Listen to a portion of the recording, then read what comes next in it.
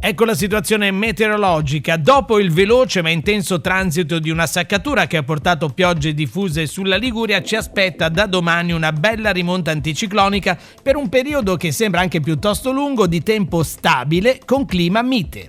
Nel corso del pomeriggio si consolida il miglioramento su centro e ponente, rovesci da instabilità post-frontale non sono esclusi ancora a Levante, nevosi sull'Appennino oltre i 1000 metri. Esaurimento dei fenomeni entro sera ovunque. Vento in rapido calo, rotazione e ventilazione dai quadranti settentrionali a carattere debole o moderato, con mare ancora molto mosso, localmente agitato in serata a Levante. Le temperature massime sono in calo rispetto a quelle di ieri, non andranno oltre i 12-13 gradi. Per domani, venerdì 20 febbraio, i tecnici della Limit prevedono una giornata ampiamente soleggiata, interrotta solo da qualche timida velatura in transito in serata.